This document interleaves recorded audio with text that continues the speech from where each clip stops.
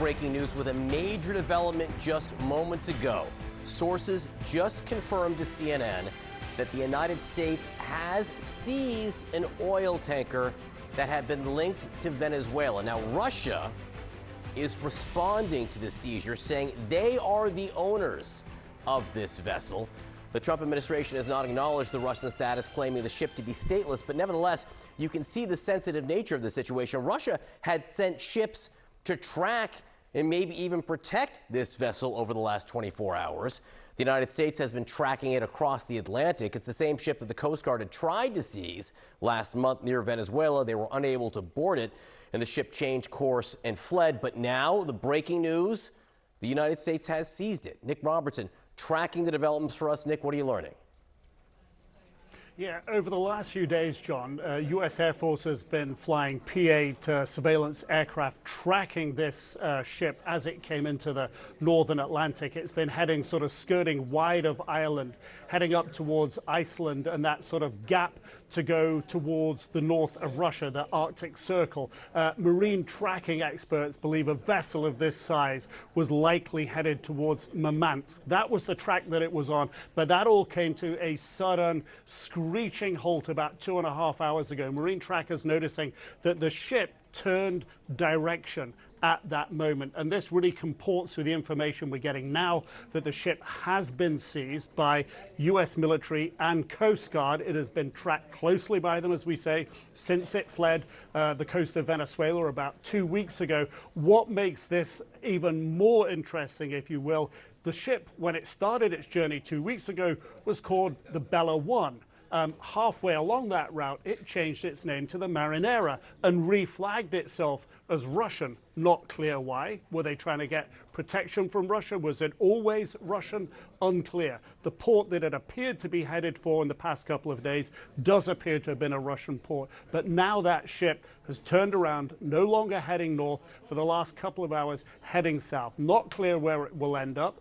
It is believed to be empty, or at least devoid of oil. We don't know what else or who else may be on board of it, but certainly enough for Russia to deploy military assets to try to give it some shadow of some kind of protection, and clearly not enough to deter the U.S. Coast Guard and the U.S. military assets that seized it a few hours ago, John. All right, Nick Robertson tracking the situation for us. Let's go to the White House now. CNN's Elena Treen is there. Elena, bring us up to speed on what you're hearing and whether the White House is saying anything about conversations they may be having with Russia about this. Yeah, look, I'm actually, so this has been a big thing that they have been, considering, John, regarding the seizure of the oil tanker. And it comes, of course, as they have really made moves to seize other tankers off the coast of Venezuela. With the administration view largely on this is that they had already moved forward with this operation in trying to get what was previously known, as Nick laid out, as the Bella One oil tanker. And so this does add the fact that Russia has, tried to claim ownership of it, that they named the tanker, does add complications to it. But John, I do want to get to some of the new reporting I have as well and what we are learning about the Trump administration's conversations as it relates to Venezuela and what they need to do, the conditions they need to meet in order to resume oil production, which is, of course, one of the priorities for Venezuela and to continue with their economic stability. So sources have told me, White House officials, I should say, that the Trump administration has translated to Delcy Rodriguez, the now interim president of Venezuela, that in order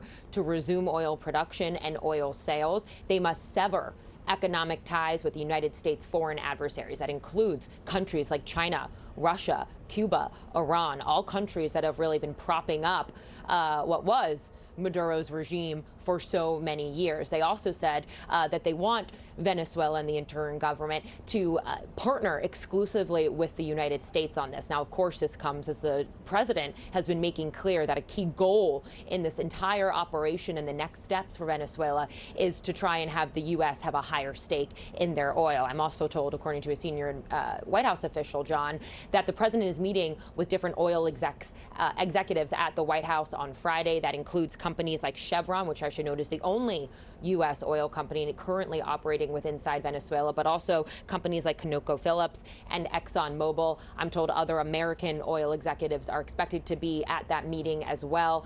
This comes as the president has told others, he said this to Joe Scarborough on MS Now the other day, that essentially it's really all about the oil and that his priority is to make sure that the U.S. gets the oil. So this is going to be a huge topic of conversation, of course, as we look ahead, but also a key question, I think, lawmakers in the House and Senate who are getting a full all members classified briefing from the Trump administration today will have for those officials inside the room.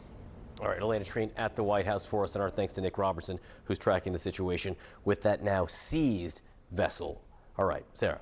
All right, joining me now is Democratic Congressman Raja Krishnamurthy of Illinois, who is also running for Senate in that state. He sits on the House Intelligence Committee. Because we've just had this breaking news, this vessel has been seized. It now has a Russian flag on it. It is a Venezuelan oil tanker that reportedly does not have any oil in it, that is empty. What are your concerns here, and were you briefed on any of this? No, not at all. I think that this is obviously going to come up in our classified briefing in a couple hours.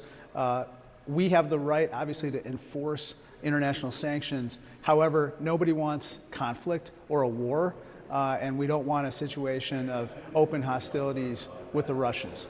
I also want to bring in CNN military analyst and retired U.S. Air Force Colonel Cedric Leighton. We also have CNN Global Affairs analyst Kim Dozier. Great to have you both. Cedric, I want to start off with you. Just a few minutes ago, we heard the news that the United States has now seized Bella 1, the oil tanker that's now under a Russian flag. It was in December under a flag of Guyana. The U.S. wasn't able to seize it about a month ago, and now successful. Take me through what you're reading into the operations out at sea. Yeah, well, Eleni, this is a very sophisticated operation that took place here. It involved a lot of assets from both the U.S. Navy and the U.S. Coast Guard, as well as possibly some other assets, including special operations assets. So there was a movement of U.S. forces to Great Britain in the days just prior to the seizure today of the tanker Bella 1 / Marinera. And that is, a critical indicator that this ship had been followed by the U.S. and they had, for whatever reason, wanted to really focus on this tanker. So on the one hand, it's an oil tanker, but there may be some other things associated with this, because if the Reuters reports are correct that Claire mentioned, then there might be something else associated with this tanker, because the Russians moved assets, including possibly a submarine, to try to protect this. So from a purely military standpoint, when you look at how this was undertaken, it was a very sophisticated operation, and they did it in spite of Russian attempts to protect it. And those Russian attempts were apparently, based on these reports that we're getting, unsuccessful. All right, Kim Dozier also with us.